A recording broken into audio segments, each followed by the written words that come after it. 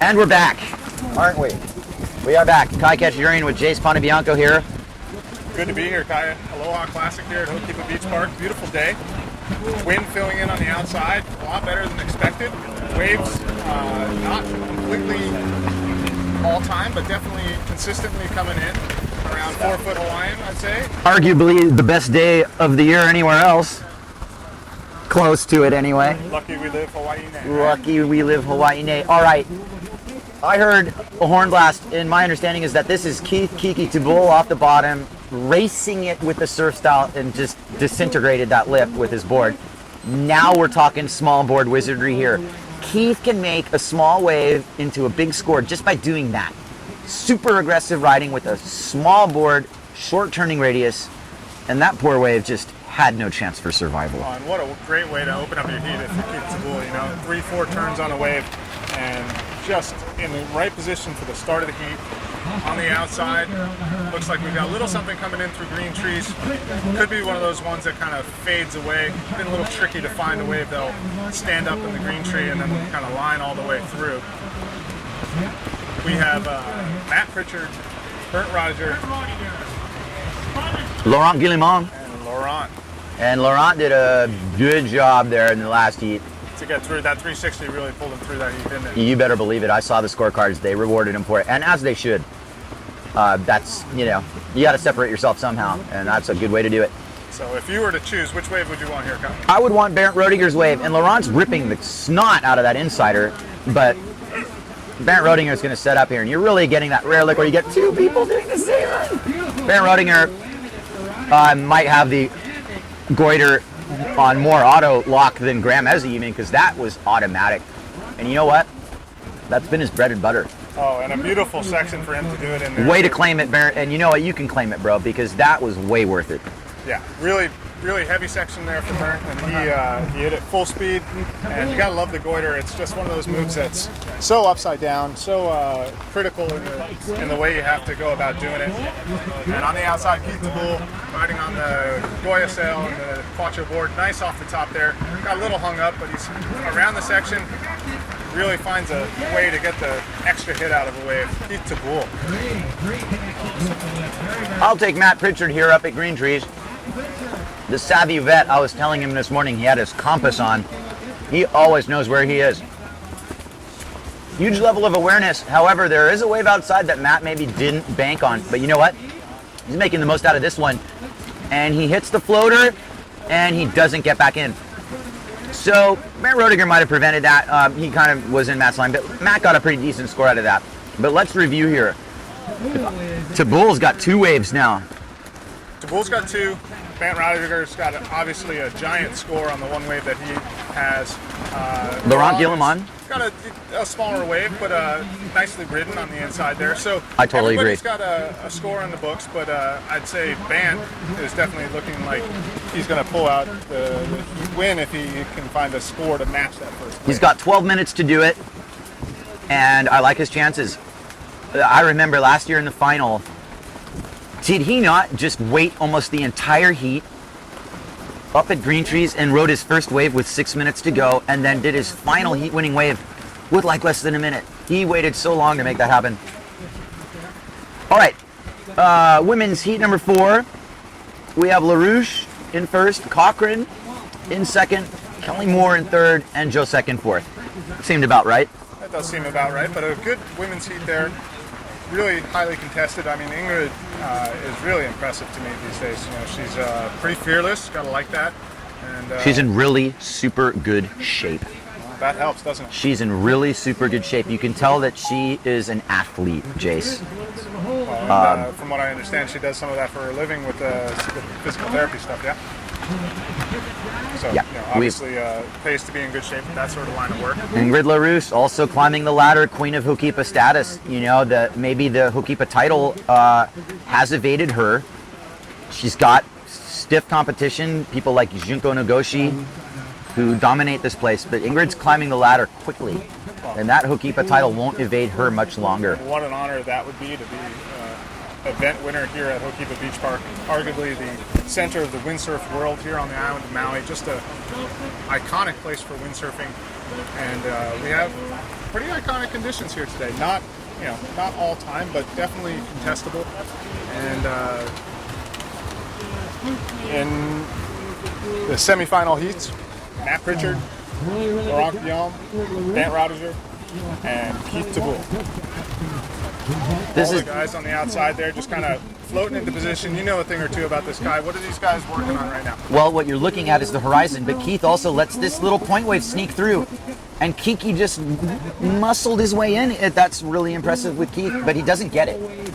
And you know what? That might be a blessing in disguise, Jace, because that would have been a runner that took him to the channel with a 2-turn wave at best. Yeah, really? Well, Keith does that sort of thing all the time. It looks like he's trying to get it, but in all honesty, I think he was purely just trying to let that one go underneath and stay in position and not get too far out of the line here. So definitely some tactics going on.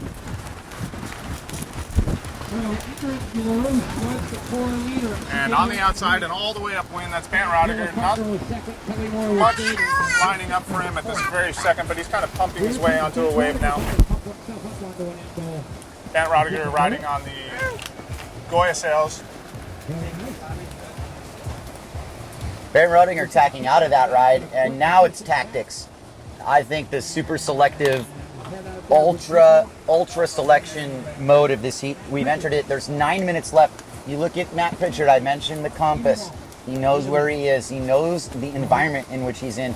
He's being shadowed by Laurent Guillaume, and that's what they're thinking. Okay, there's going to be a 2-wave set coming in. Let's just guess. That's most likely kind of the case. 2-wave set has been the rule today. It's it been has. the rarity when you see a 3-wave set. So even if you're out there and you got 3 guys, it's not for sure that you're going to get a wave. This, however, looks like a couple lines of corduroy coming in. And what's happening here is that Rodinger's the furthest upwind. Keith is not far behind on that positioning. We have Laurent Guillaume pumping like mad to get on a good size. That's probably like wave number 2. This is technically a 4-wave set, really. Rodinger's not on the best wave of this exchange. Guillaume is on one of the better ones, and Matt Pritchard behind, with even a wave behind for Tabul. So here we go. All 4 sailors are on waves. What a beautiful thing here at Hookipa Beach Park. Bant Rodiger, a little off the lip there. Gets a little cheater one-handed aerial on the back. Here's Laurent. Nice off the top there, kind of closing out on him, and Pritchard really finding a nice section here. Come on now, Pritch. Matt Pritchard with the 360 attempt doesn't stick it, and behind him probably the best wave of this exchange, none other than Keith Tabul, who patiently waited for this. He's going to put that little board directly vertically under the lip, and he's got more. As Keith races towards the point, slices and dices, gets a really good redirect. Hookipa offers him the perfect canvas, and even though he didn't make that last turn, I'm just going, Keith, I want to sail like you, buddy. That was really nice. I do too. I wish I had a bell I could ring that thing, right? Vertical to the top, 12 o'clock, ding, ding, ding. Dude, that might have been like 1 o'clock vertical. Really What did nice. you think about it, Ian? I got my son here in my lap, and he's just, his mouth's wide open. Maybe it's the trail mix. Maybe it's the action. But one day, he'll understand exactly what's going on here. Maybe he already does. I think it doesn't take an expert to understand what good wave riding is. And you see it, and you also see everybody's different style, and that's what's really coming out now. There's different styles, different approaches. Guys want to hack waves apart. Guys want to do the whole wave, make the whole wave, put in a maneuver there. Yeah, a good way to compare them would be Matt Pritchard versus Keith Tabul. I mean, Matt comes in, really waits at the top of the wave, and just tries to race down the line for the one big hit. Didn't quite get the 360 there, got his board caught up on the lip, but real difference in style between Keith Tabul and Matt Pritchard. Absolutely, and I told Matt this morning as we went out for our first encounter, we were in 2 heats together, but I just went, hey Matt, buddy, I'm so glad you're back out here. I don't know if everybody knows about the horrific accident he had, and the fact that he broke both his femurs in a motorcycle crash not even that long ago. And I don't know what doctors were telling him, but if you break both your femurs, you might never sail again. And Matt's sailing again, guys. Top 8 in the trials. He's going to make the big dance, and he's ready. He's hungry. Matt's, a former world champion. Matt has won event titles at Hookipa, and he's wholly capable of doing it again. And I think that he's just happy to be out in the mix. Well, he should be happy, and I mean, that story about him breaking his legs, it goes a little bit further. You know, his wife, Erin, was pregnant with child in the latter parts of her pregnancy, right when that happened. So, You are kidding me. yeah, you know, you with your boy on your lap, me with mine back at home. You know, you can really empathize with Matt and his wife. I mean, Erin. seriously, how far in was she? Oh, they had their baby right when he was still in a wheelchair. So they were like in the hospital together. Yeah. Oh my goodness. Yeah. Oh my goodness. Well, Matt's raised a wonderful son, Caden, right? He's a cool little kid. Maybe not that little anymore.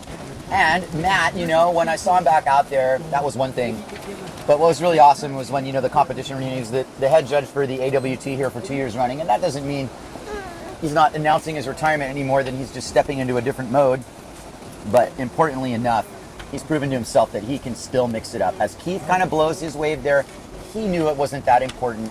I think the key exchanges in this battle have happened, but we got 4 minutes left and change in this heat, and you get the feeling that there's a set that's going to come right in about, what do you say, a minute and a half. We're going to get this another couple two-wave sets come in. We do see some lines coming in. I'm thinking bigger and better right at the buzzer. Well, for Keith Tabul particularly, he's already got a full scorecard. He's got his 2 waves. I think Matt could definitely improve on one of his waves here, so he's probably looking for something in the meantime here. But Keith taking advantage of his lightweight, looking at these inside waves that really, you know, a bigger guy's just not going to be able to catch. I think he's just using this one to reposition a little bit, scooting I agree. upwind. Tack and get out. That's exactly what he did, Jace. Good call. Matt Pritchard's not doing that. Matt Pritchard's kind of in need of a score here. And he's got a nice little section here, Kai. What's he going to do? I think he's going to do a straight air with a little Alaskan one drag. That's because, you know, I call it Alaskan because it was quick, like if the water was cold or something. Hawaiian would have been a full moment. Get it? I was wondering what the difference between Alaskan and Hawaiian Well, was. like a one-handed Alaskan, it's like, oh gosh, the water's cold. Let me get my hand out of there. And then Hawaiian's just like, let it hang. All right. All right. But still, That was Alaskan. Alaskan, yes, but scoring maneuver nonetheless. You know, adding a little something on to a good aerial here at the Aloha Classic in Hookipa Beach Park. Only a couple minutes left in this semifinal heat between Laurent Guillaume, Matt Pritchard, Brent Roger, and Keith Tabul. I'm here with Kai Cachadorian. And I'm here with Jace Bonabianco. And we are a good team, you guys, because we like different teams, haha. Yes, but we do. we still agree on wave sailing.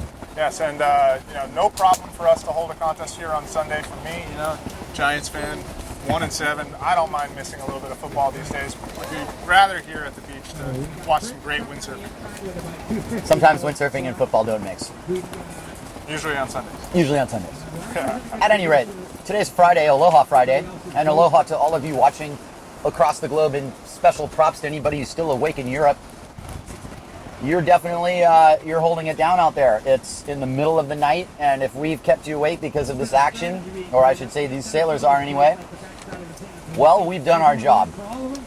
Because this is worldwide and it's live, and it's a dream come true, to be honest, that we have this at the 2013 JP Aloha Classic. Just getting through the end of the AWT fleet here. Getting to the point where we know who's in the big dance. We know who's going to go against the big names of the sport, the title contenders, the guys who still are in the mix for a world title. Philip Koster's in first. But before we do that, let's check Laurent Guillaume on a little anchor snapper. Anyway, Philip Koster's in first. Second place is Alex Mussolini, like I was mentioning. Third place is Brazinho. Out of those three guys, it's pretty obvious that Brazinho is the best Hookipa sailor. I'm going to come out and say it. Well, you know, he's got the most practice here and spends a lot of his year here. Dates a local girl, Caitlin Emery. She's got a shop in town, so, you know, got some roots here. Let's get back to the action here, Kai. On the outside, Keith Tabul riding on the white Goya sail. Good vertical hit. This is not going to add to the score, I don't think, although that is a beautiful full rail turn from Keith Tabul. Showing us that he's really in tune with his equipment on the outside. My goodness. Ooh, nice sliding 360. Okay, now Bernd Rodiger. Rodiger's only getting started, but you know that opening salvo is something. If he can pull another maneuver here, he's clearly in the lead. The head bob aerial's not going to hurt. Keith you know, I think we should give him a little more credit for that wave ride. I think that was probably at least his second best wave ride. Interesting.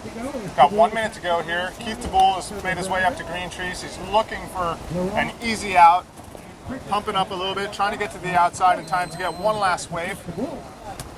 Definitely going to have some tactics in play at the end of this heat. Wow, 40 seconds left. So maybe that big set I was hoping for didn't materialize. But there is something to play for, and it's interesting that Keith's kind of pumped past Barrett. And if he jibes on this wave with 29 seconds left, maybe he's exactly doing that. I remote controlled him.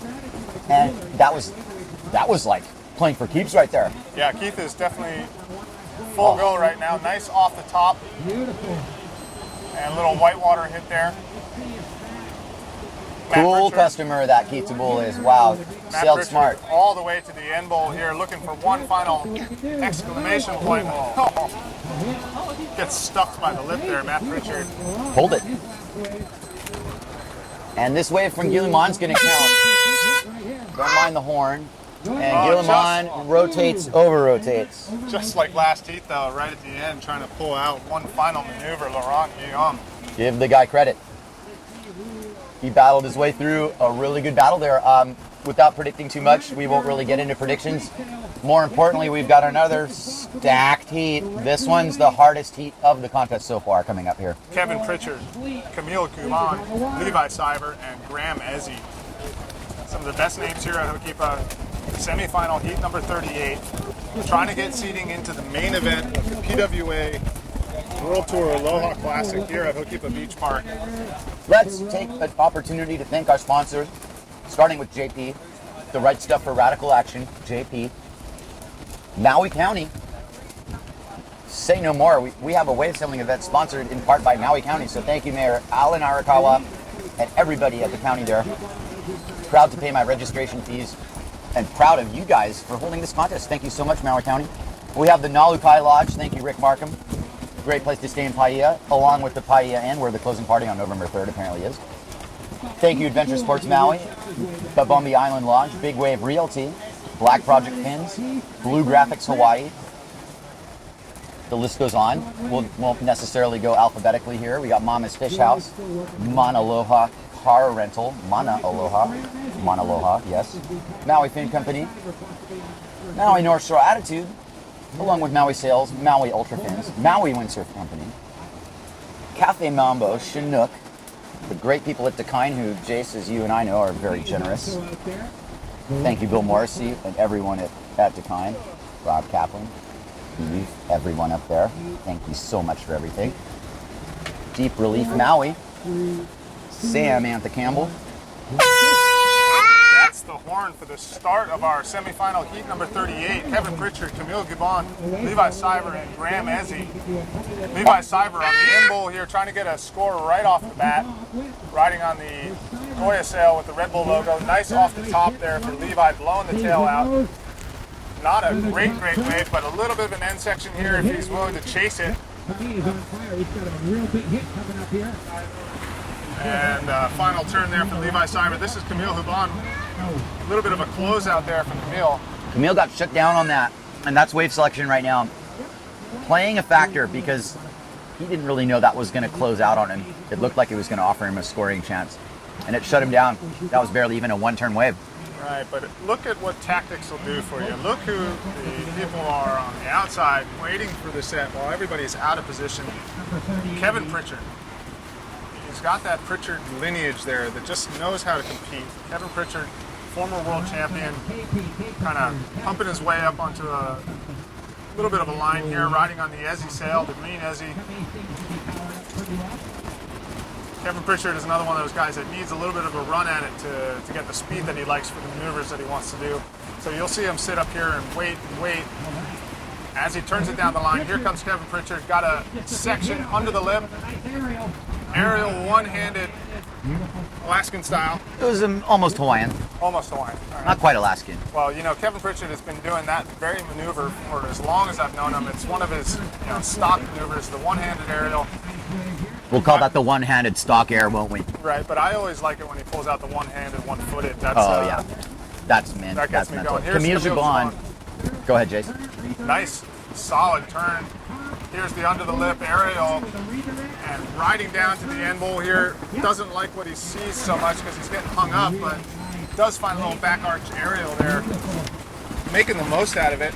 Absolutely. I thought he was toast when he bogged that turn, but it actually helped him because it gave him that approach for that last lip hit. Levi playing the point here, interestingly enough, really doesn't want to do that. Levi needs to go and play with the big boys outside. He knows he wants a good wave. Here comes another exchange. Now Kevin Pritchard, obviously with this level of mobility, selecting a wave. That's going to hit the point primarily, and Graham's behind him with what looks like a slightly longer line. Pritchard lip climbs at the point and sets up for yet another off the lip. He's not going to really get much else out of that. Brings it around as Graham Ezzy under the cornice with a completely contorted, what would have been the talk of the event. And, you know, Graham's not scared to try that. No, Graham knows that a big score only really happens when you let it all loose, and you know, a good flocka or a taka, that's a high scoring maneuver here at Hookipa, and particularly when you do it on a set wave in the most critical section. So really good attempt there for Graham Ezzy. Doesn't quite pull it out, but you can see that, you know, he's very close to that. So I really agreed with what you were saying on Levi. You know, Levi is one of those sailors that needs to find a rhythm, and you know, he really should not be messing around with the end bowl unless it's connected to a larger wave. So here he comes, setting up, looking for some speed, coming down the line. Levi Cyber on the Goya sail, little check turn there, and he's going to just jive out of it, make his way out to the outside. Levi has yet to really score to his potential in this heat. He started off with a wave, if I remember, down at the end. Yes. Which didn't necessarily equate a massive score, but he's on the board. And we have 12 minutes left in this heat, and that is an eternity with these guys. Well, you can do the math here, Kai. I mean, you got 12 minutes in the heat. You got 4 guys out there. There's a limited number of waves, so you know it is important to get a score right off the bat, so that you're not behind the 8 ball and looking for 2 scores. It's really important to get that first one under your belt, and then be able to concentrate on really getting a high scoring wave in your second wave. So on the outside, got the guys looking for waves at the end bowl. Here comes Kevin Pritchard on the green Ezzy sail. End bowl has got something popping up, but it's a question to me as to whether or not that one's going to work.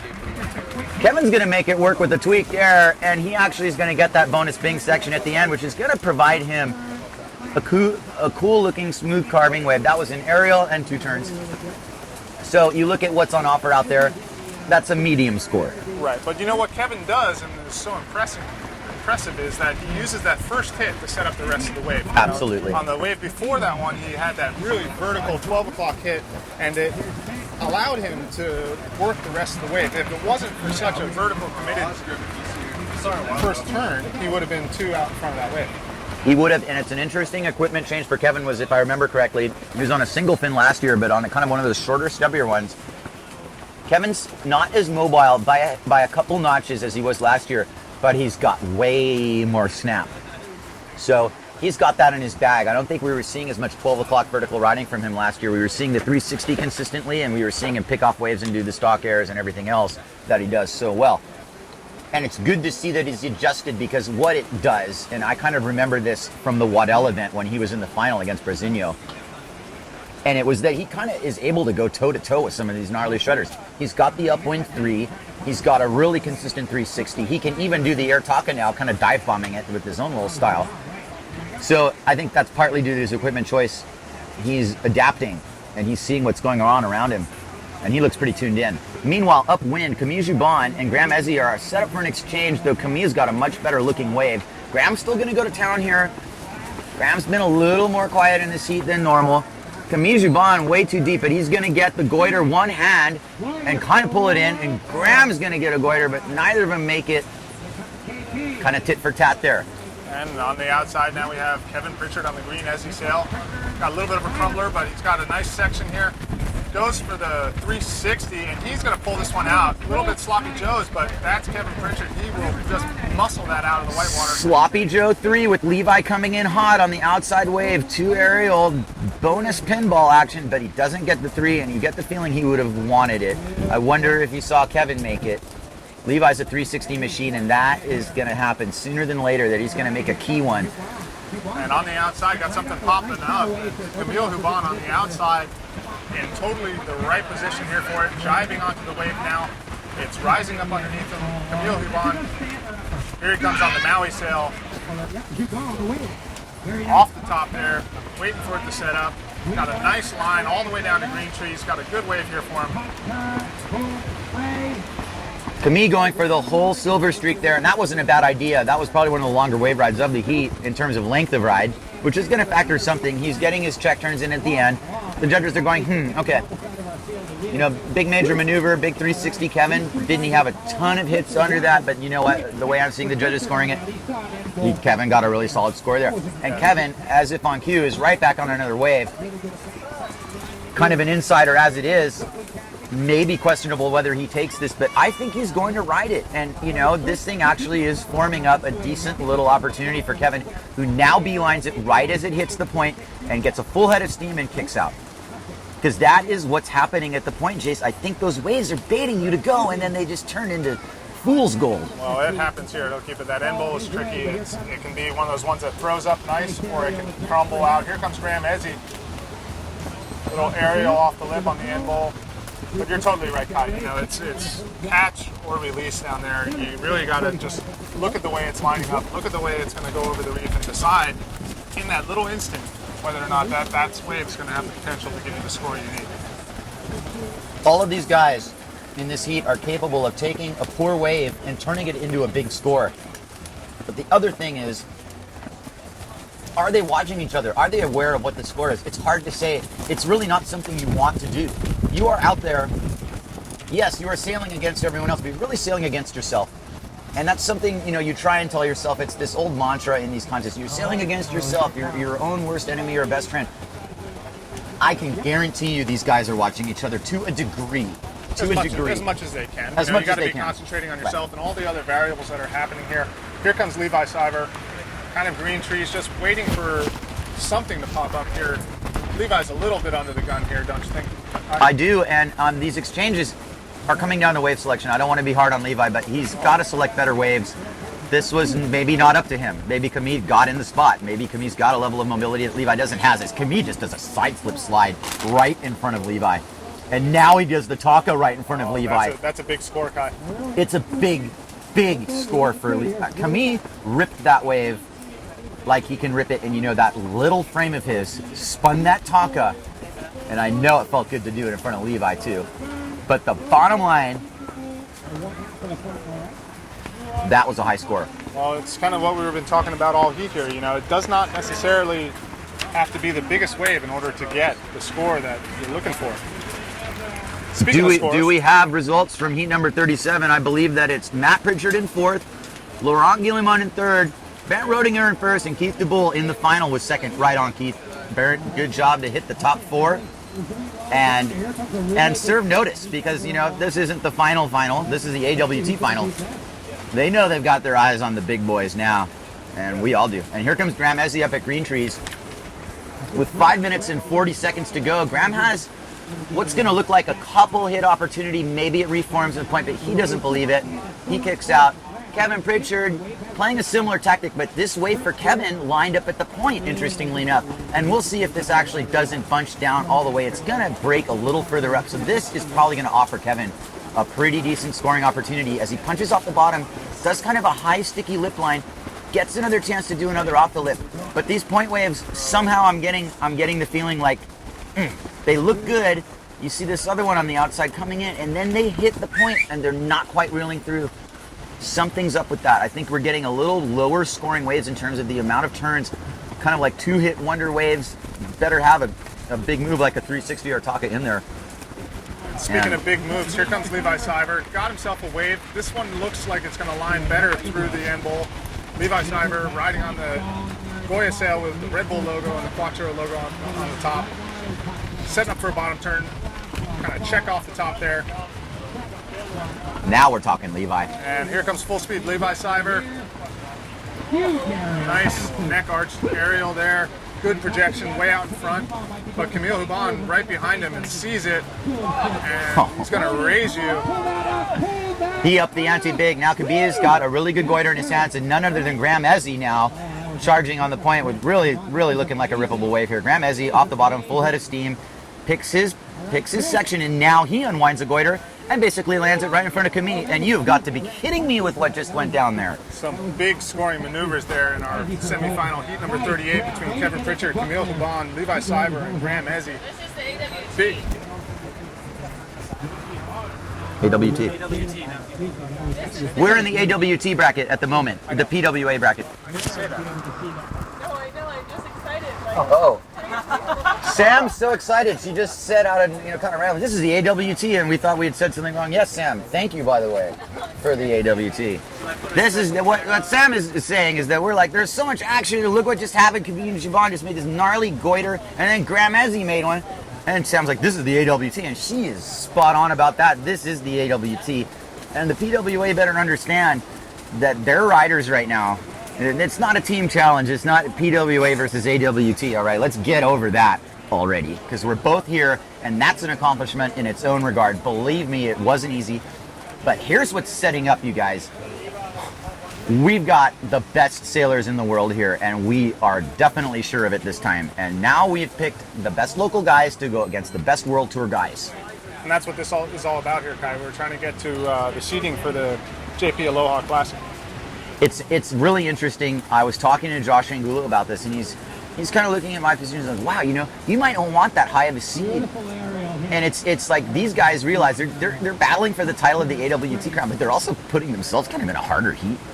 Yeah. For the PWA, and you know what? Bring it, because it doesn't get any harder than this. No, Are you kidding me? Absolutely does not. I mean, look at this heat here with Camille Hookipa, Kevin Pritchard, Levi Cyber, Graham Ezzy. These are the top guys here at Hookipa, day in and day out.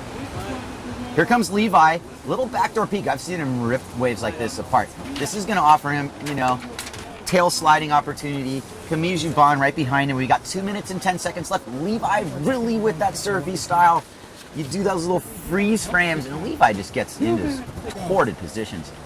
What a battle, Jace. If I were looking at the tactics of this, I'd be noticing that Camille is behind Levi on pretty much every one of these sets, letting Levi pick off the first one, and maybe using some of his mobility to be in position. There is a level of mobility I think Camille has over Levi to a degree.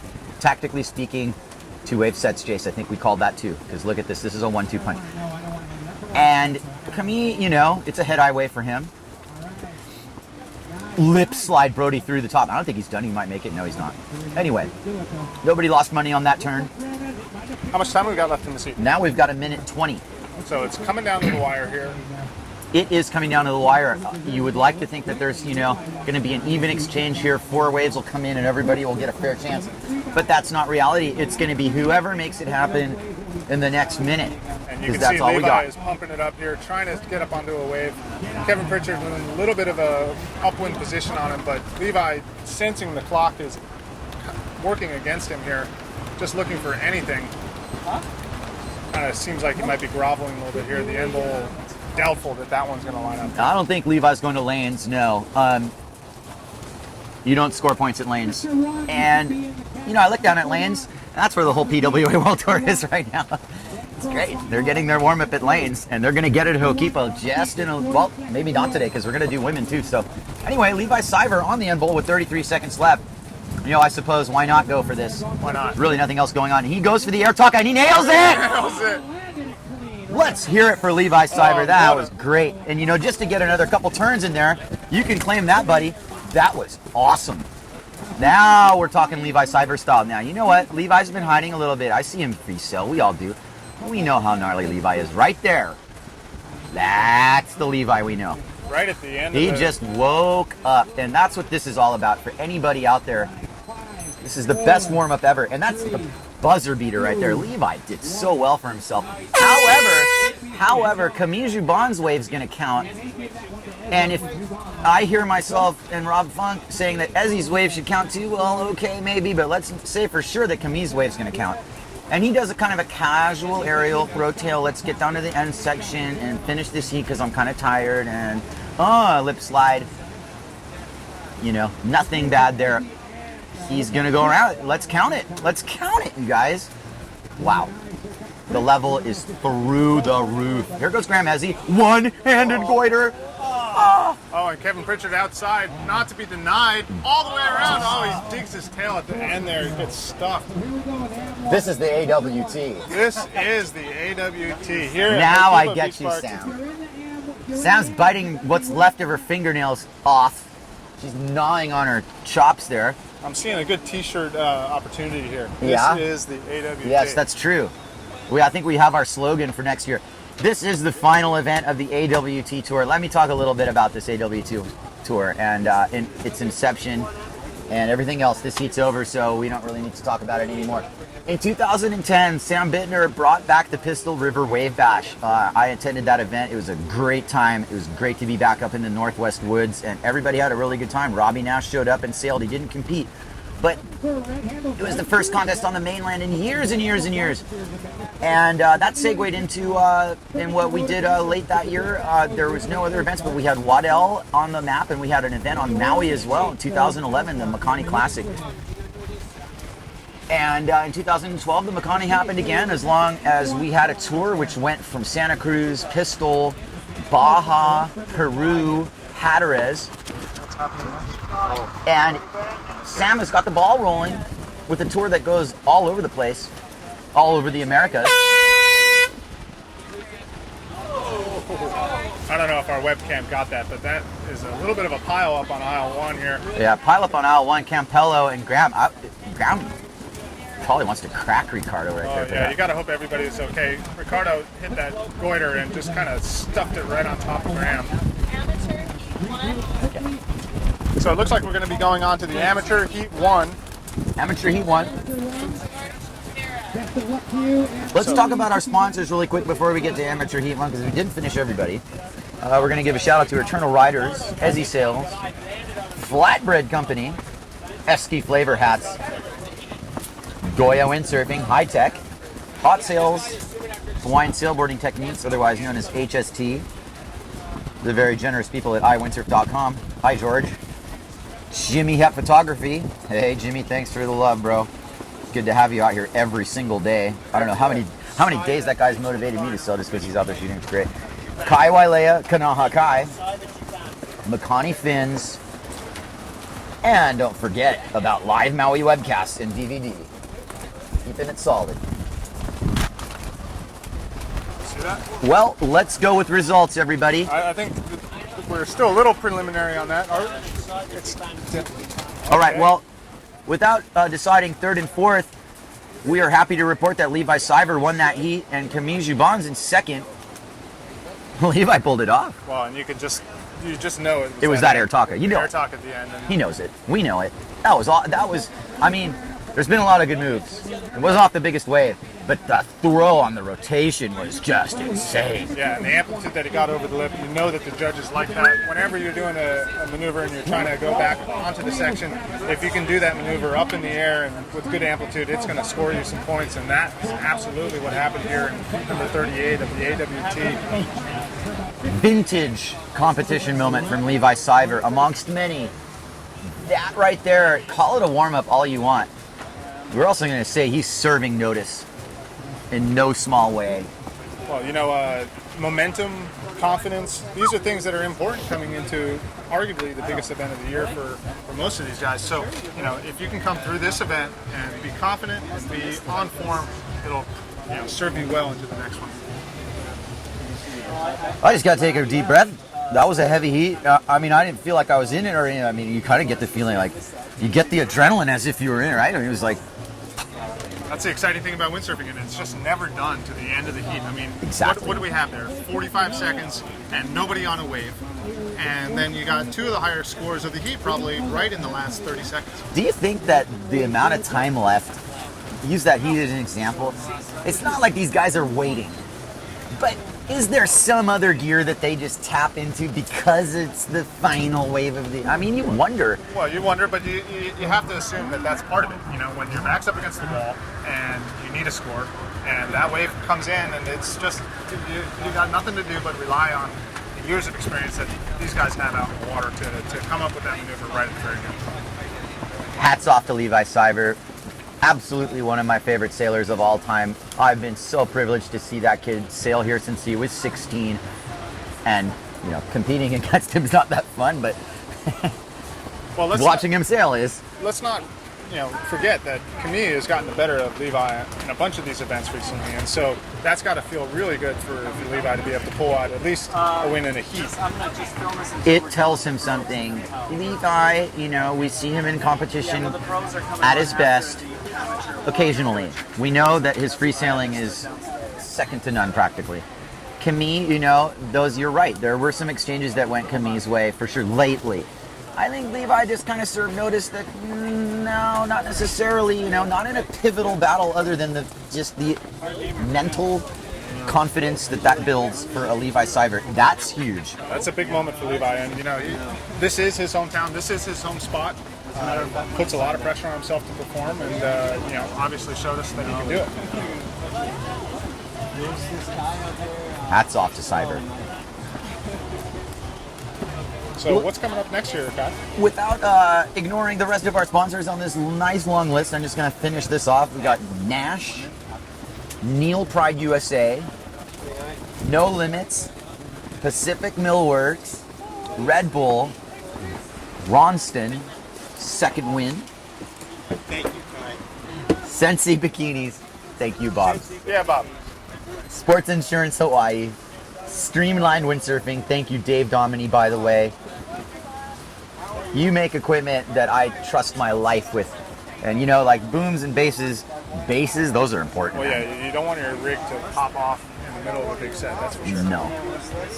Trust Streamlined, you guys. Wow, an excellent company. What I'm seeing from the sponsors list here is this is a family industry effort. It's really a lot of names that are locally grown here, helping to make this event happen. It's nice to see all the local support.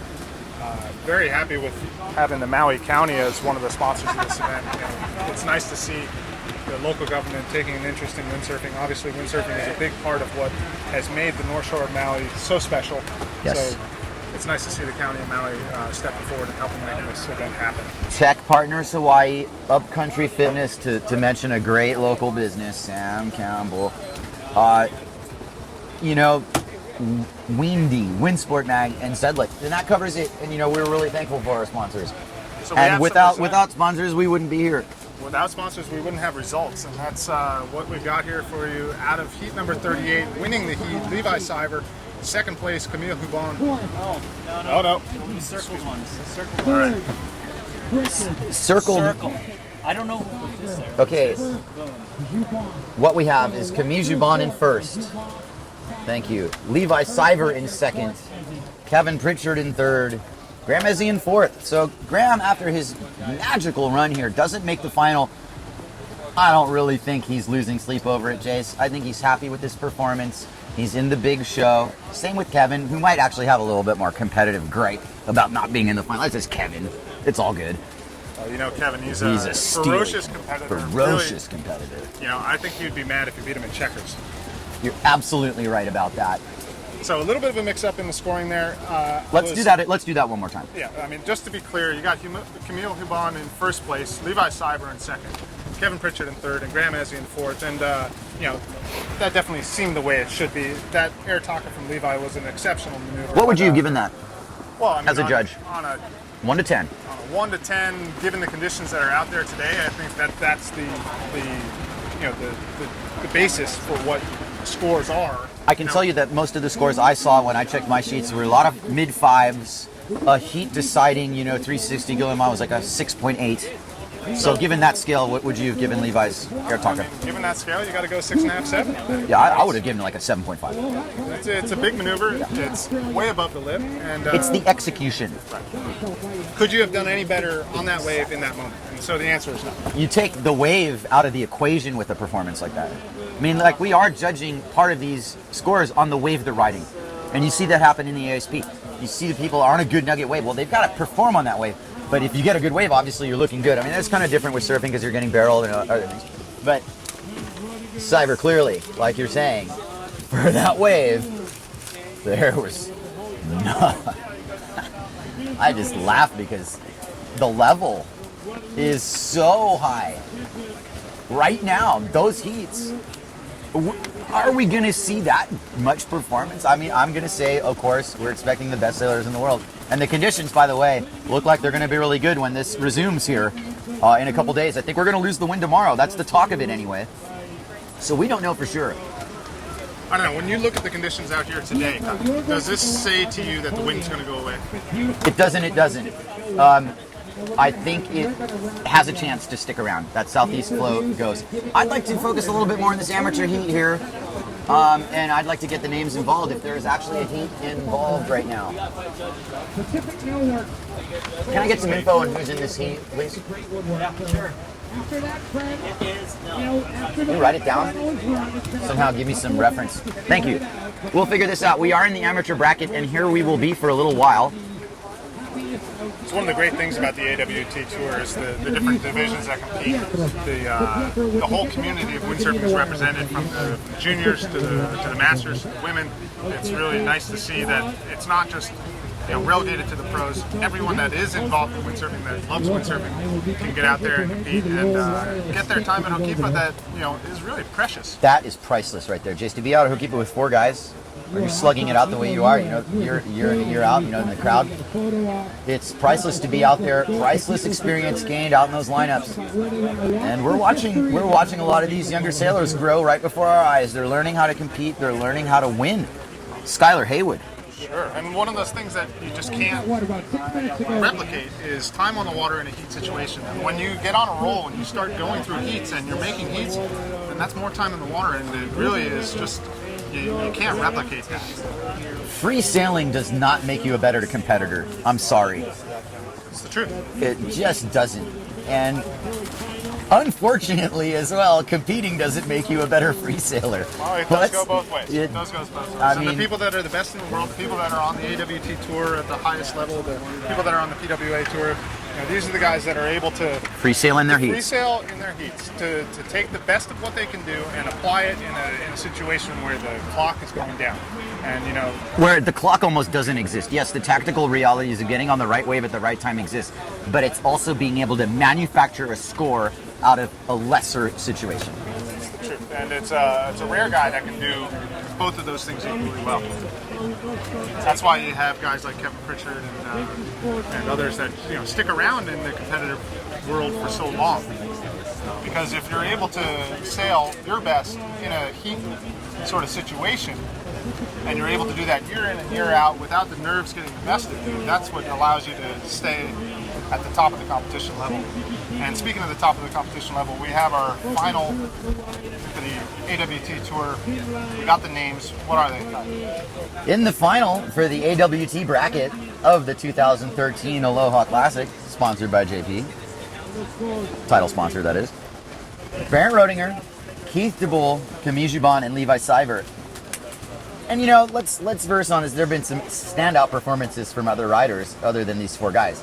But these are the last 4 guys standing. Look, let's not kid ourselves. Part of it's a little bit of luck. Most of it's absolute command of skill and being able to be in the right place at the right time. And the judges obviously play their subjective role in this as well. But what I like about this final is that these guys definitely earned it. Nobody skated into the final by some lucky chance or mistake of someone else. These guys clawed their way in. I look at an example like Keith DeBull, for instance. Yeah, he's chipping away at it. He's doing it on his terms, Jace. Doing it the way he always does. Yeah, with, absolutely. With full-on committed, bottom of the top turns, and nothing fancy but meat and potatoes, and what a real connoisseur of wave riding would like to see. Cyber I'm proud of as well. This was no walk in the park for him. Casey Hauser, could you go to the judges' tent? He is absolutely capable Skylar Haywood, could you go to the judges' tent? of this. So Jubon and Rodinger, any of these guys are going to win. I don't know who I'd put money on right now. I just can't. I don't know what Vegas odds had Cyber for this. Was it like 5-1 over in Vegas for Cyber? I don't know what the odds were. I'm not betting on this, but it's an interesting when you look at the names there. Let's say we are Vegas right now. Let's start with Rodinger. What's his odds to win this? Let's talk odds. Well, okay, let's go from the other way. Who do you think is the number one favorite in this moment? He's going to be in the white sail. Then we're going to have Ben Rodinger. We'll know his sail. I say it's Cyber. Levi Cyber. Okay, I'd probably if I were Vegas, I'd probably be putting it on Camille. Based on results, yes. I'm going with feeling. Well, it'll be interesting to see if the last heat has any sort of bearing on the finals. Why am I not betting on Rodinger? Well, that's an interesting question because he's had some of the bigger moves of the contest too. And, Is it just because we're taking it for granted? We are taking it for well, I granted. mean, these are established names versus the up-and-comers. If you look at it, we have some younger guys in this heat. Camille is not a young pup right now, but he was one of the last he's the guy. generation. Yeah. And then Clint is definitely one of the younger guys you see at Hookipa, and one of the guys you see here every day. Where the judging is. Casey Hauser and Moto Hosky, please support you guys, help us out here before this. So Vegas odds, Kai. I'd say you'd have to put.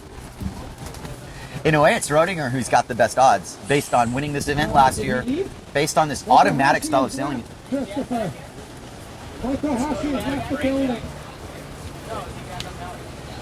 Anyway, I'm listening to the beach announcer talk about some other competitors here because there's a lot to iron out here. A lot of those guys who are in fourth in that round. I mean, there's 16, 15 sort of spots available. If you're in the top 12, you're nice and safe. But if you're on that bubble, wow, you're sweating it out. You're trying to make it into the main dance. This is such a big moment. Obviously, these guys are just judging this barely close to the chest. Baron Rodinger. You know what? Let's throw all the bets out the window and just watch this and enjoy it. Predictions aside, ESPN and Vegas aside. We'll take a quick commercial break, and by the time we're back, it's finals time, guys. So stay tuned.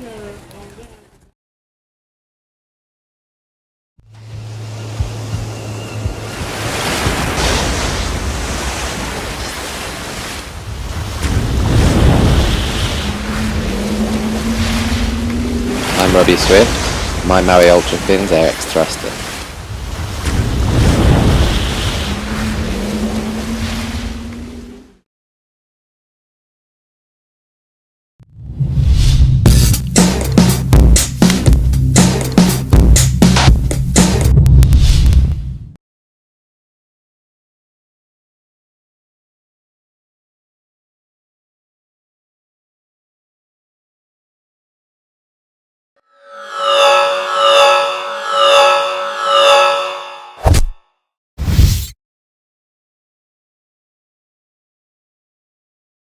Welcome back to the AWT event here at Hookipa Beach Park.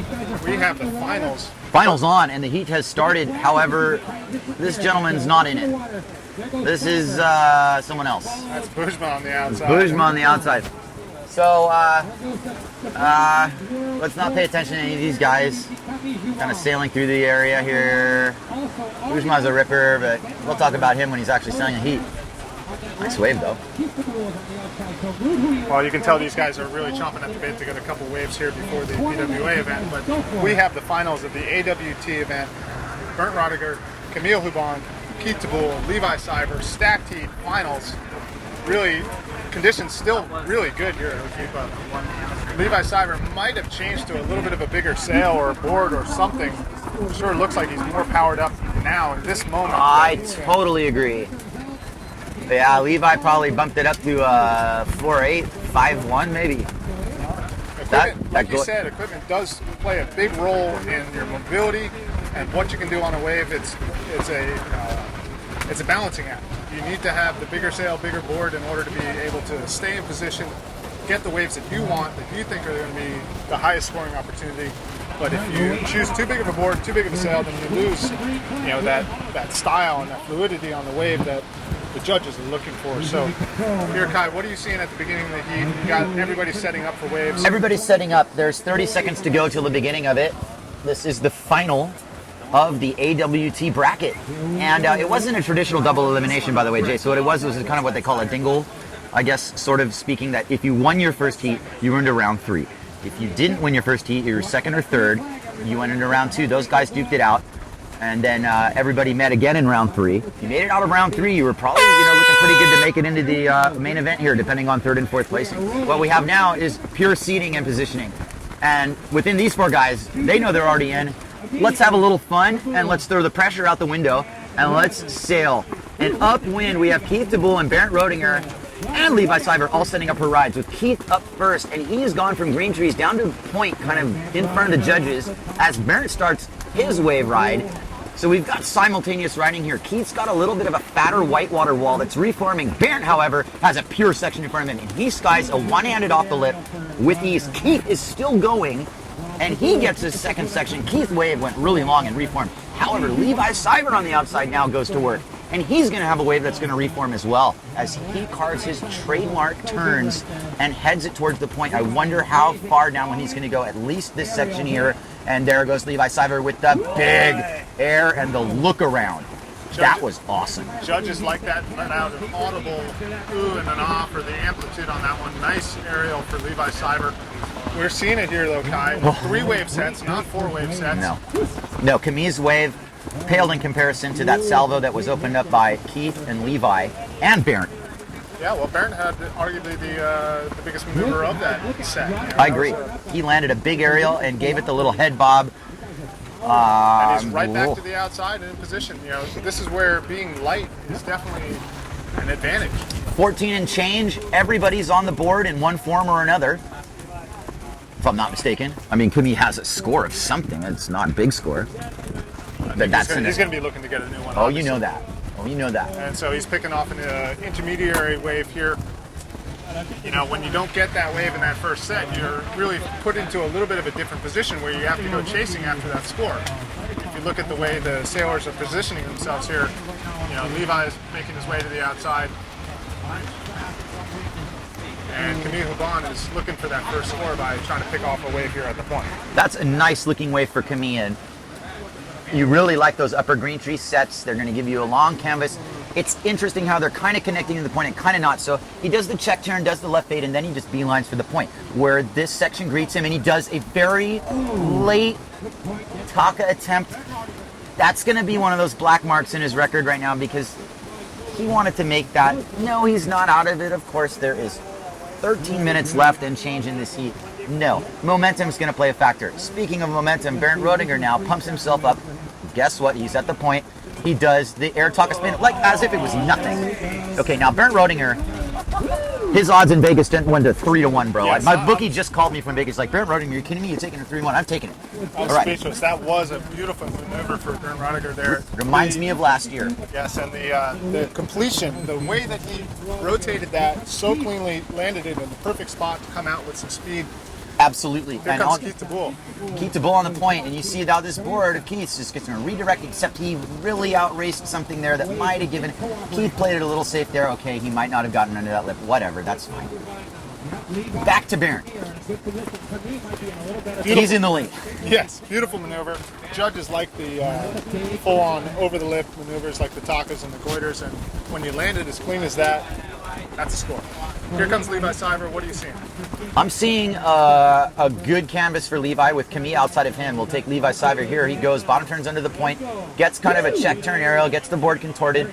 Camille smelling blood and Levi throwing spray. So there you go. Now Camille sets up his first aggressive hack on that salvo. He's already gotten one really good turn. He's going to do a tweaked air to get down, but he blows it.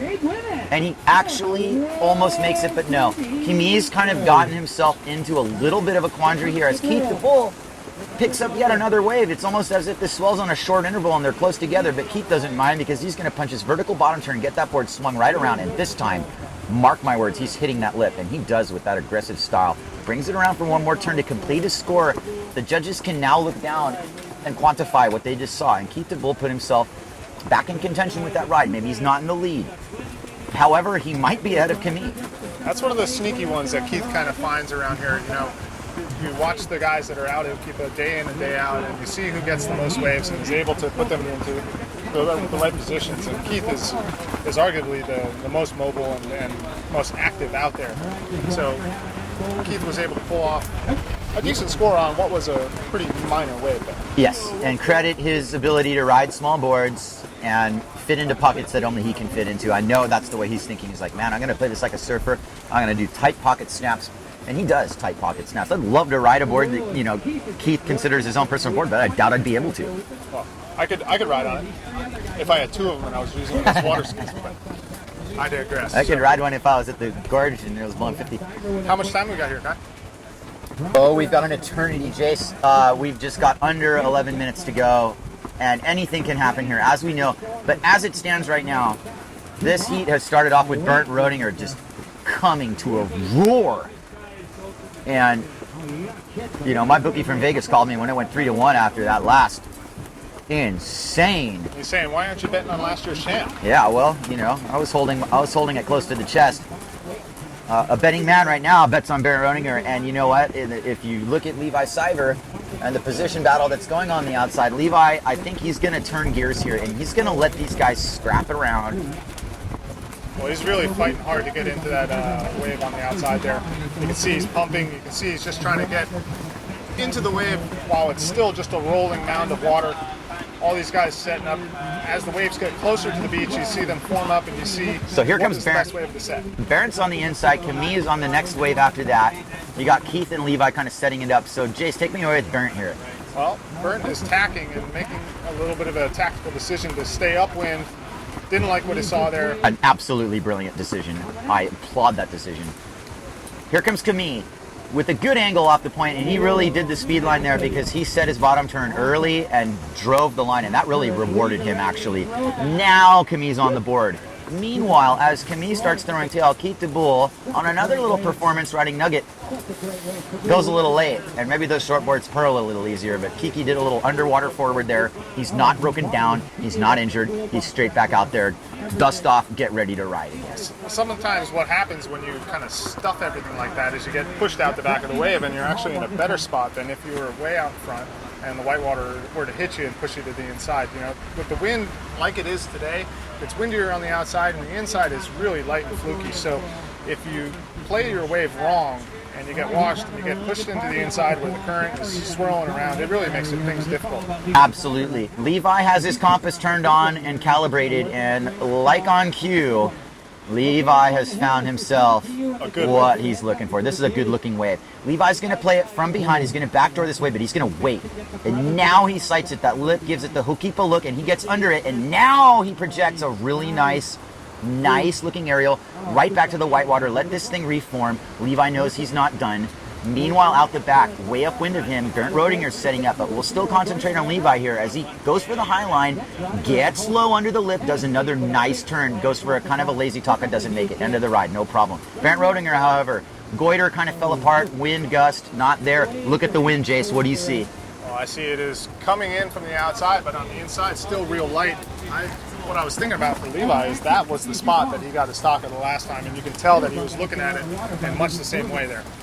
Absolutely, the problem being the wind didn't give it to him. The wind really foiled him.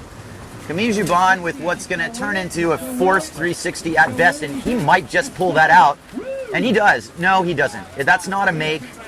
That's an out-the-back 360. The judges were hoping it would be a make. They like giving big scores to 360s. Sorry about that. Keith DeBoule, however, what do you think about Keith's wave outside? I like it. You know, it's interesting when I swim out there, when I'm filming, there's this little break in the wave that happens, and I always line up with one of the telephone poles. So it's interesting to see what waves actually, continue from the point all the way down to the end bowl. So Keith made a wise decision, and a green tree set came in as a result of that. Now Bernd Rodinger's on the outside one, and as Keith sets up, what he's going to have to do is fade left, which he's done, and now he's got a beeline to the point as Bernd Rodinger really sets up the nugget here again. Nice top turn for Keith there. That was a nice all-the-way rail turn. Here comes Bernd Rodinger on the outside. Little off the lip. Bernd Rodinger, if nothing else, is playing a game that's going to allow him to keep people off waves.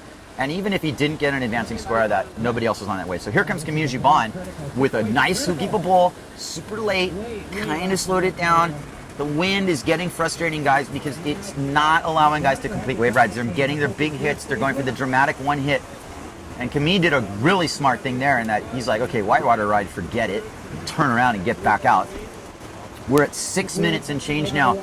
So in this AWT final at the 2013 Aloha Classic, it's coming down to somebody's going to need a big score. Right now, Bernd Rodinger's got that big score, a couple of them.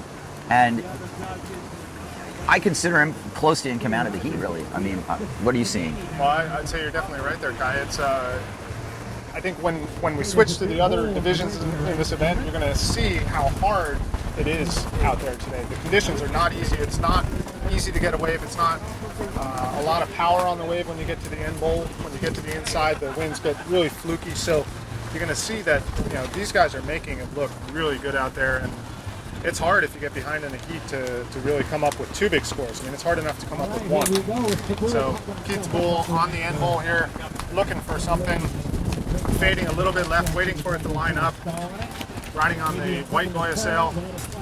A little bit of a slow whitewater turn there. Pretending it's maybes. Well, maybe not. Or maybe Just kidding. not. No, that's not quite the aforementioned spot, highly secretive spot. But, you know, Keith is a well-rounded sailor, prefers rifling point breaks, shallow reef break stuff. And he can take you to the edge of the earth if you want to travel with him.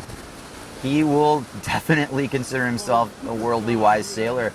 As does Camille Jubon, who hails from Guadeloupe. And that's another interesting thing. What do we have here? Brent Rodinger, Cyber, kind of the Maui guys. Camille's from Guadeloupe. Yeah. Good round. Good round of people. Camille Jubon. Didn't like what he sees, kicks out. Levi Cyber up at the green trees, trying to make something out of this wave. Got something all the way down at the end bowl if he can get over the flat section of the wave here. And he sure can.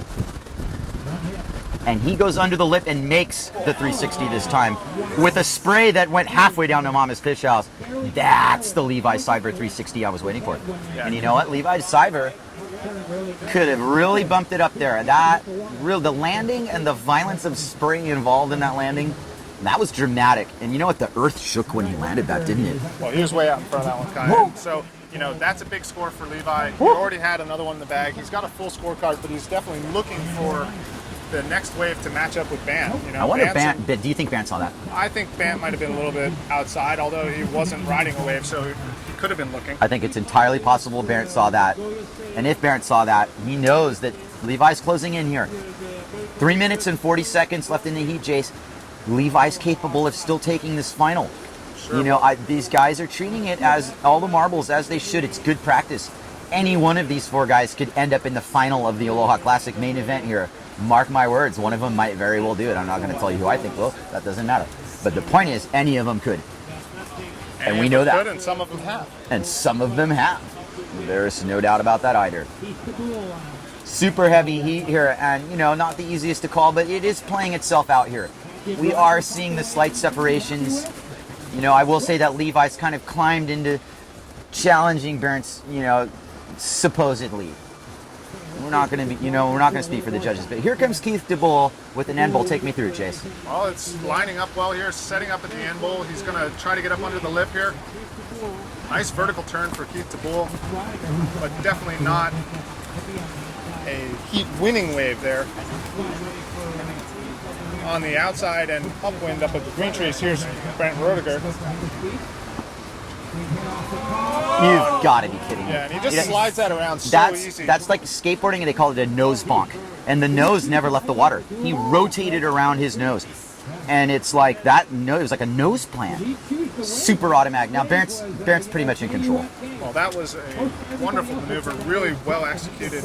You know, you got to love windsurfing when they land their moves really clean. It looks like nothing else. When you can come out of something with speed, it's really a pleasure to watch. Totally agree. Camille Jubon, he's going to be able to throw his small frame around in some sort of shade here. Gosh, he gets that cutback. If you bog your outside rail, you're done with that maneuver. But if you can rotate around the nose like Barrett did and do it with the level of confidence and familiarity, to use a word, it's nothing to him. He knows when he's going to make it. He knows when he's got enough rotational momentum to go around. You see the same thing with Graham. Well, all these guys have that move or those moves pretty much on lock. But you know, it's windsurfing is one of those sports where the conditions will conspire against you, and sometimes, you know, as much as you want the bogey, as much as you want the big maneuver, the wave is not setting up for it. So your attention to detail, your attention to which waves you choose, amongst the pressure of being out there and trying to perform, you know, your tactics and your choices really make a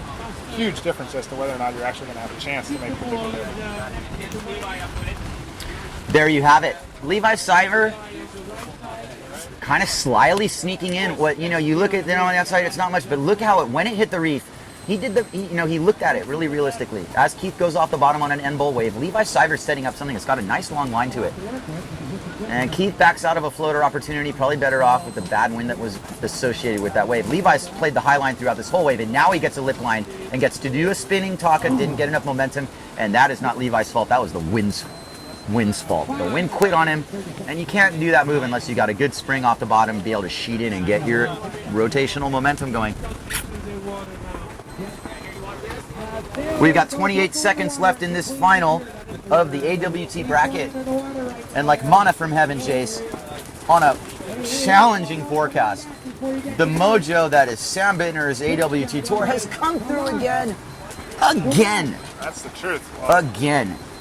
good things come to good people, and Sam and the crew here at the AWT. That's a high five for Sam Bittner. Thank you, Jace. It's good to be here. It's good to be here. It's nice to see all the best guys really ripping it up here with Hookipa, and that is the end of the heat. That's the end of the heat, and as it's not the heat, so we have actually 2 minutes left. Stand corrected, and in these 2 minutes, Yeah, 4 minutes.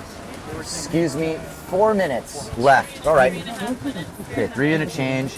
Sorry, everybody at home. My bad. It's late in Europe. It's late in Europe, but stay up for another 4 minutes, guys, because you never know if Levi Cyber can steal one here, boy. Oh, that would be cool. Nothing against Barrett, but Levi, he's like, okay, I'm going outside, and the Lord will provide me a set wave. Well, Here we go. I watch this the way I watch a lot of sports games. I just want to see these guys come out with the best of what they can do. Yeah. And so So far, we've on. seen Bernd do that. Yeah, we've seen Burnt do that for sure. But the pressure's on. You get to the end of the heat. You never know what's going to come with the waves, and I always like watching the very end of the heat to see what these guys can pull out. There have been some battles in these rounds. I haven't seen too many buzzer beater performances. A lot of this has played out before the end of the heat, but this one's kind of setting up. Levi's was kind of a buzzer beater, though he didn't win the heat, apparently. Regardless of who won the heat or didn't win the heat. Well, the point he's is here because of that move. He's here because of that move. Wouldn't have advanced into the final without it. Yes, let's acknowledge Here's that. Bant Roediger up at Green Trees. Real vertical Lip whitewater climb. Yeah, it looks like a salmon going up river there. He's going to do it again. And I predict that he's even going to squeeze a Taka in off of this. Yeah, he sees a little performance spot there, but Maybe not. Camille Juban from Guadeloupe, our defending AWT champion, gets it off the bottom, does a tweak there, connects the dots. And it's kind of looking like, with still time to play with here. Levi Cyber. I'm getting If deja I was vu here. if I was remote controlling Levi, would I put him on the point wave, or would I look outside and see some of those other lumps coming in? Let's play 50-50 hindsight arbitrary quarterback. Jace, what should Levi do? This is your life. You only get one chance at this. If you ride this one in too far to the inside and you don't like what you see, you're probably not going to get back outside and get the wave. So he's made his decision here. He's going for it. Levi can turn this into a score, but he doesn't even see the potential. Nobody wants to go on the rocks on purpose. So Keith DeBull has a set up at Green Trees, and this could make a huge difference. Don't kid yourself. That's a beautiful Hookipa wave. I mean, that's a postcard wave, but Keith got, that was not Keith's fault. He hit that lip vertically, but here's what happened. All of a sudden, a gust of wind came out of nowhere. Yeah, That's the Hookipa factor. Look at Levi, full plane here. Full plane. That was the same gust that ruined Keith. And that's what happens out here. It's compare this to the machine, like, if you're at Clit Miller and you've got this side on shore wind swell going on, it's a little more methodical. You can count on certain things. It's a side on shore, wind swell break. You know what's going to happen, but this is different. This is all the variances in the book you could ever have, because you need the gust and you need the wave, and it needs to happen at the same time. And if you're not in the right place at the right time, Hookipa conspires against you. Here's Levi. Do you think he's in the right spot for this one? I definitely do.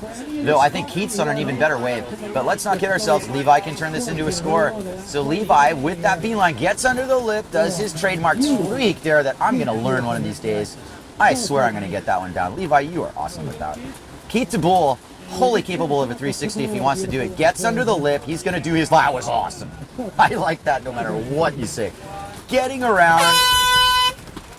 That was why you saw that little extra push. Heat's over, finals over. Is Bernd Rodinger going to turn this into a score? We are nodding in approval because Bernd did enough body English to make this count. How is that, Jace? Take us through it. End of the heat. He's got it in the bag, you could arguably say. So this is a victory lap here, and I could see him doing a big maneuver all the way at the end bowl here, trying to get some speed. Bernd, you rule, buddy. That was so rad to be able to do a goiter off a left oncoming section. I don't care if you didn't make it. Little fuzzy, furry Bernd Rodinger, the little rodent, huh? He's not little anymore. He's gonna get bigger. He's still kind of little, though. Oh, Camille Houban had a big goiter attempt. Didn't quite make it around. But Yeah, Bernd, I'm giving you the power fist, buddy. Great sailing. Yes, you are a big boy.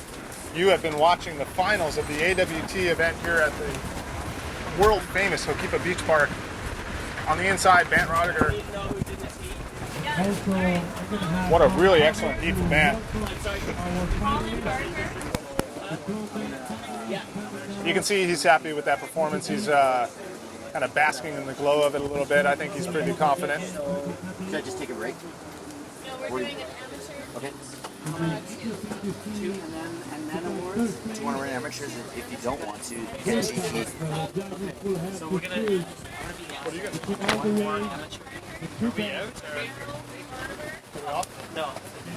Here's that one.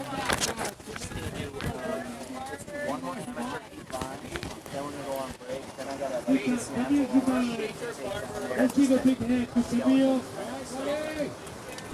All right, we're back. We'll get GP tomorrow or some other time. He'll make his cameo. He's fine. Stay with us, Jason. Good to be here, Kai. I mean, it's one of those things. I feel like I've been away a little bit, and family life, 2 kids, that sort of thing. It takes you away from the beach. It's no different than most of the windsurfers in the world.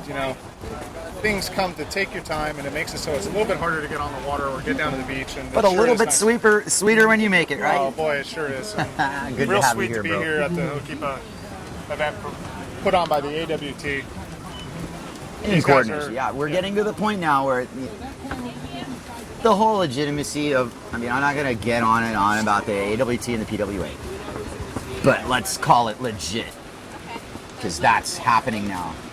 We've got sailors who made it out of this. It's going to be such a battle moving into this now. No question the best sailors in the world are here. They're all here. Well, you can see the wind is kind of shifting towards that more offshore direction that they've been kind of forecasting. Huh? Well, we got the amateurs to be our crash test dummies here, our little guinea pigs. And I'll get to you the names in this heat very soon. We're still catching our breath after that final. And let's go commercial real quick and have a word from our generous sponsors.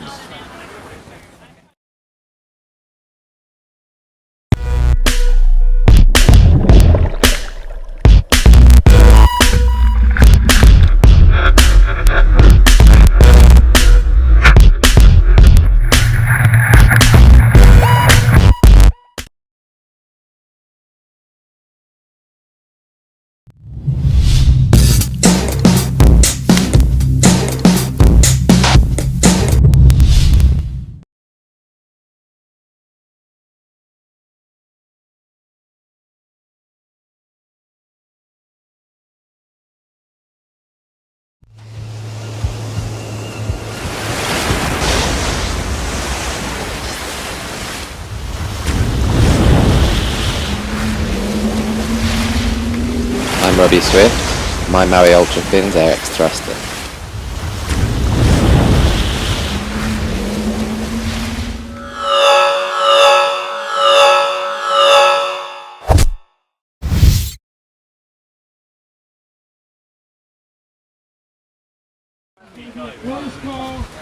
Welcome back, Flycatcher, Skycatcher during US 33 here as we watch 007, Mr. Colin, launch himself into a deep sea expedition. Jacques Cousteau would be proud. And he comes up and handled. Great stuff. We all want to see a little carnage now and then, huh? We don't want to see anybody get hurt, but we don't mind the big wipeout, you know. Complete yard sale, just broken gear all over the ring.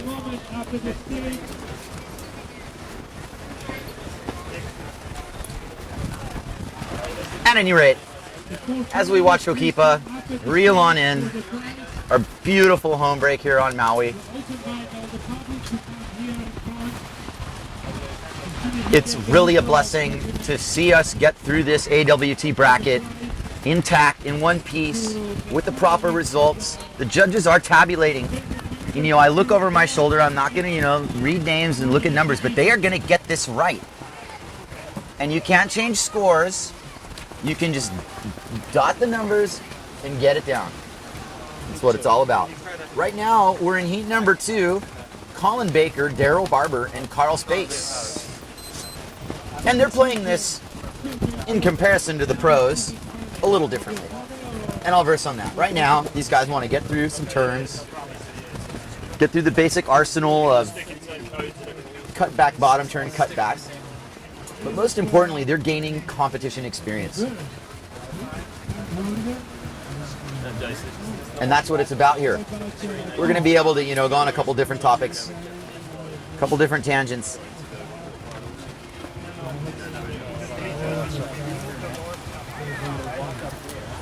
Say ants are good for crushing.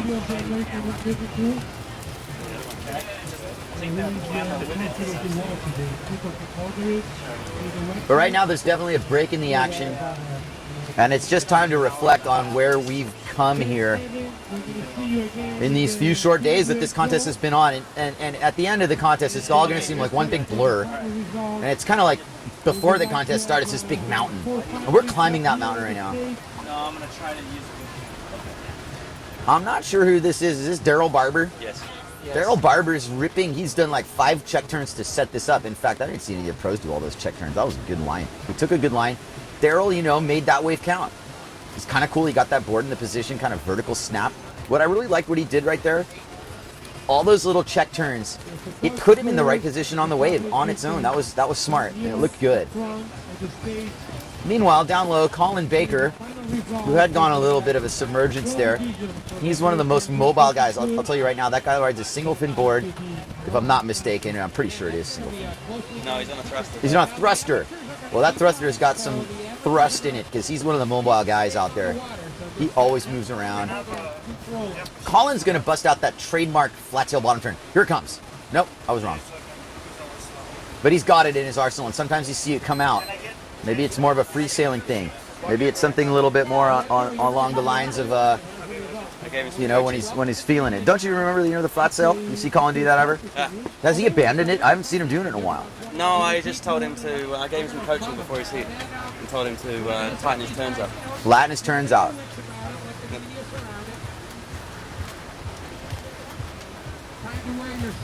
I'm sorry. It's looking good. I'm going to bring in Gianpaolo Camarota here. And he's going to take the mic for just a little bit. We're going to talk a little bit about some of the things he's been through and his impressions here of the event. We will take you through these amateur heats. He's an interesting guy. We'll bring him on for a little bit. He might give me a brief respite, actually. Hey, GP, right on. Welcome. Come on aboard. We will set you up, my friend. Welcome. Welcome.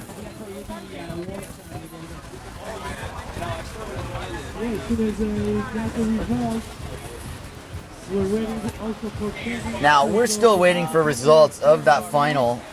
We can speculate all we want. As Daryl Barber sets up a lower Hookipa wave, he's already 1 score in. Welcome, GP. Good to see you here, and good to see that you're healing from your injury. Thank you, Kai, and it's definitely good to know to be healing. I did the surgery 4 days ago, and I'm very happy to be already walking around, which is pretty amazing. So I'm really happy to be here, and this is a pretty good show. Who do you think won that final?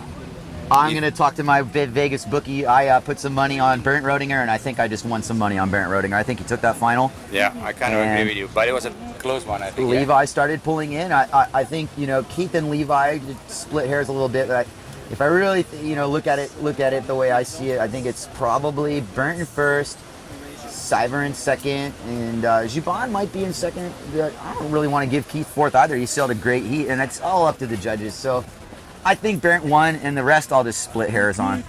I was watching, and I always hear people saying, I don't agree with the result of that heat or not. And you probably know I judged quite a few contests in the past. And unless you are writing down the scores of each single wave in front of you, you cannot say, oh, I think that other guy won it. And that's exactly why you never listen to someone when you come off the water from a heat and they tell you, oh, you got it for sure. Yeah. Same old deal. And that's you know what that is, GB? That's a kiss of death. If someone comes and up and I'm done with the heat and he says, oh, you got it for sure, I'm like, bro, you just cursed me. I just didn't make it out of that heat. I'd rather take, I don't think you made it. Absolutely. And then, man, hopefully you make it. Yes, exactly. Yeah, but what I'm trying to say is that you got to understand that judging is not easy. And plus, you probably will not be aware of some guidelines that the head judge has communicated to the judges and the competitors. Like, I don't know, Ataka in a non-critical section, it doesn't score much, even though it might impress most of the people. So I think the judges always do a really good job, even though sometimes people would not agree with what they say. What do you think the move of the event so far is? I haven't watched most. Really? Yeah, because yesterday I was at home and doing my rehabilitation, and I was definitely following the webcast. Good. But it's not the same thing as being here. No, So- it is not the same thing. And if you just looked at the results record and you quantified based on what the results are, you might miss some standout individual performances because it's always not about the results. I think any sailor here would tell you, as Daryl Barber sets up his third scoring wave ride in this heat. Daryl Barber's going to town. I like his setup turns, GP. That kind of see you do that check turn sometimes yourself. Yep, but unfortunately this one is going a little late, but it went up again. Yeah, it's all about reading the wave and having the right timing on it. That was a little late on that. I think I saw it sailing better, but what about the stress of being in a contest? I remember when I was a lot younger, 16, 17, 18 years old, nothing in my results record, no results in my, so much to prove. Yeah. And the thing in my generation that we had, as Colin Baker sets up, is we had 3 contests a year here. So there's a lot more chance to do it. All these guys right now who are, in the top, giving them a chance to prove themselves. Colin Baker, Hookipa local, he's suffering a little bit from some of this gusty light wind. Unfortunately, these guys in the amateur heats, they're not really getting the cream of the conditions. It's been known to happen. We just ran through the pros in 2 days, which is an accomplishment. And, manna from heaven, I called it, because I don't know if we were expecting it to get that good, GB. Well, I can see, definitely not. Meaning some forecasts were not that good. But Maui did the magic. It's sunny, and as long as it's sunny, you can have almost 10 knots. Now you've been forecasted. You've been giving us your forecast here for the event. I realized that what I liked about your initial forecast is they're about 15 days away. So we're gonna get started with forecasting the Aloha 15 days away. It was fine. Let's go for it. Maybe that didn't pan out exactly. No. That's fine. Yeah. What do you see now in the forecast? Starting from today, moving the next 2 days. Let's just go with that. Okay, so tomorrow could still be sailable because it was supposed to be a lull of the wind tomorrow, which is Saturday and Sunday. But one of the models I checked in the morning was actually forecasting wind for tomorrow. Still Sunday looks like no wind. So, and if tomorrow there will be wind, while Colin tried to hit the... Oh, Colin, that must hurt. That was Sorry a commercial for car insurance. That was a yard sale. Colin Baker should wear a helmet. Okay, well, let's have a look also at my buddy Daryl on this one. I think he can do better than Colin on that, or trying to do worse is going to be tough. Let's put it like that. All right. Daryl Barber, he's in command here. This is a 2-person battle. He started off the heat with a wave. And sometimes that's what, just compile scores. If you're going to blow a wave, you blow it right at the end. He's going to get a decent score. These guys aren't going to go on the rocks. They're not in any sort of trouble. Water patrol's on the outside. All right, let's get back to the forecast because after this, what we'll call potential lull in the wind, to me, it looked like it was going to get really good after that. I think it will. I think it will. The good news is that the big swell they forecasted for Monday night and Tuesday. They actually downgraded a little bit, and that is a really good thing because 8 feet could get kind of hairy at people. They're like a little too big. Now they're calling like 6 or 7. You know how good that is. I can already What direction? That's going to be northwest. Exactly now, I don't remember the numbers, but a northwest one. Kind of a Interesting. classic direction. I wonder if we're going to get the rip running through the channel. I wonder if we're going to get that ugly look of a bigger swell that kind of makes those early heats so just torturous. You're out there, the rips running. Believe me, it doesn't affect the local guys as much as it's going to affect those PWA guys. Yeah, well, I'm afraid. Oh, that all goes down. I'm afraid there will be that. It will be west enough to have a bit of a rip. Well, that'll just be the tide and the moon and all the other things that course. combine. So, but now that you mentioned that, I'm very excited to see the PWA guys in competition here because I hear a lot. They're gonna be like, how do you say that in English? The devil's advocate. Devil's advocate. Yeah. And say, I always hear, I mean, you gotta have the local knowledge and stuff, but they'll level up the guys in the PWA. It's just unreal. Let's not kid ourselves. They're the best in the world. Yes. I'll give that to them. What's interesting, as Jason and I were discussing as well, is that the best overall sailors in the world are coming here to a very specific location where the best Hookipa sailors are ready for them. And that's what you got. You got the best Hookipa sailors versus the best sailors in the world. Some of those best sailors in the world are standout Hookipa sailors. And the case in point there is Brazinho, who's sitting in third in the rankings right now. And going into this event, whether Chile happens or not, and let's just say Chile doesn't happen, okay? Let's say this is the last event on the tour. Let's just say that, okay? Brazinho is staring at a prime world title opportunity. And I'm not saying Mussolini doesn't have a shot. I'm not saying anybody outside the top 10 in this situation doesn't have a shot because Hookipa can give it and Hookipa can take it away, and it doesn't care who you are. For sure. And I don't even know exactly the positions and stuff. I just can't wait. I just can't wait to enjoy the show because it's going to be a great show, man. Again, I'm injured. I can't go to work. Unfortunately, I can't compete. But at least I'm in the best place in the world where to be recovering from an injury because I'm going to be enjoying this great show. And you're show. always a constant reminder of that, GP. You're always good about, not taking for granted how lucky we are that we're here. The people watching from around the world. I'm sitting here in shorts, comfortable trade wind breeze flowing through. I don't even have a shirt. Here we are. And it's a blessing to be here. I'm getting a little update here from our captain here. Aloha everybody, this is producer speaking. I just want to let you know we're going to be heading down to the awards ceremony location in about 5 minutes, and I'm going to need to cut the stream at that point. So we'll see how it stays online. Stick around and we'll see how it works out. I hope to bring the awards ceremony to you, but we'll have to cut everything from internet to cameras and to reposition. So we'll be out of here in about 5 minutes, and until then, see you, aloha. All right, let's take it through the end of this heat, GP. We certainly have set the table now. We know who, I don't have the final list in front of me, but we know who's getting into the Aloha Classic. That was the main thing about this AWT bracket. We're going to whittle it down to 12, 14 guys. I'm not sure what the number is. Whew, what a battle. And I didn't sleep well last night. I was nervous. And, and it's heavy. You're talking about earlier on, lots to prove.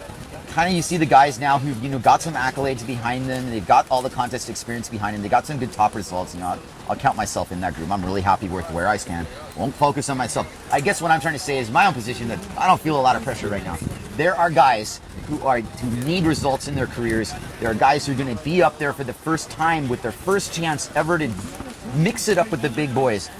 And it is no small thing. This is a huge opportunity for guys like Skylar Haywood. Yes. Like, Graham Ezzy. Yes, and I'm also thinking Levi, honestly. Absolutely, Levi. I exclude Levi because he's kind of one of those guys who has the achievements. He doesn't have the big Hookipa win, but he's got all the accolades. I'm talking about, more up-and-coming guys than Levi. Now, think about Levi. He definitely, it's huge for him, too. No question about it.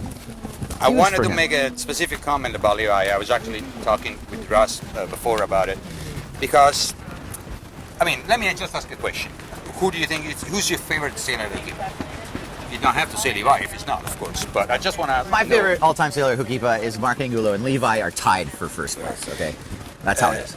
But who do you think the majority of the Hookipa sailor will say when they get asked who do you think is the best sailor at Hookipa? And I'll answer that. I mean, Levi is what is known, renewed by a lot of sailors like one of the best. But unfortunately, he didn't perform as good in competition. You know who you compare that to, GT? Francisco Goya. Okay. Francisco Goya for years and years and years was the best free sailor out here. Was the person who absolutely dominated this break like an iron fist he had this place. But in the competition arena, Francisco never put it together until he got paired up with Scott Sanchez in MPG. And that changed everything, and he turned into a ruthless competitor. Well, what I did notice a difference in Levi's sailing this time. Because he's been following the AWT, right? Yes. So he's done a few competitions and he got better. So I really hope he's going to do really good in the PWA events. Well, as these amateur heats kind of school through, that's our preview for the big show, you guys, because we're going to go live down to the award ceremony now, where the 4 finalists, Bernd Rodinger, Keita Bull, Camille Juban, and Levi Cyber, are waiting to decide who won the AWT bracket. So we'll get back to you soon. Flycatcher and Gianpaolo and Jace Pontebianco signing off from Maui 2013 JP Aloha Classic. Aloha. And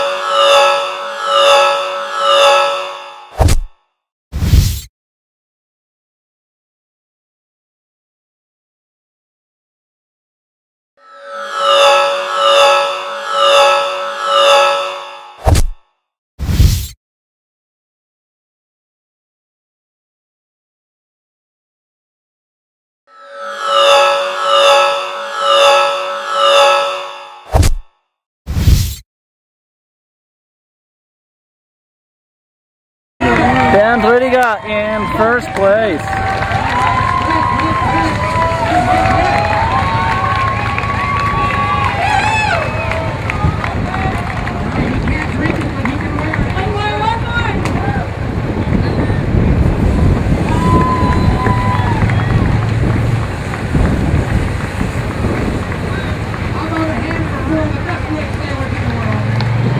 Congratulations, guys!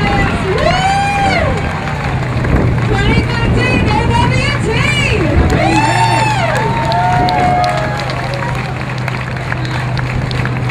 Speak, can you speak? Are you crying? What's going on?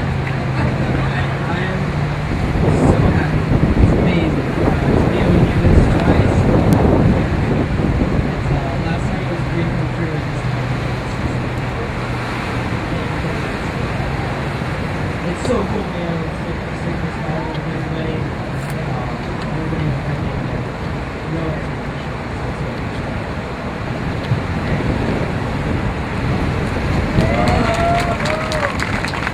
How do I get these black and white lines away?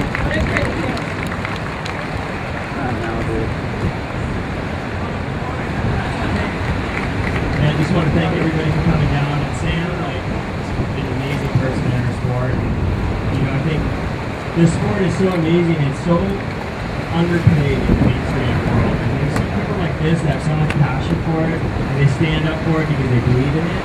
And she brought so much good vibes and energy to windsurfing, and so much love into it. And I just want to thank her for sure. Thank you, Levi. You definitely inspire me. I was watching the windsurfing movie the other day, and it reminded me of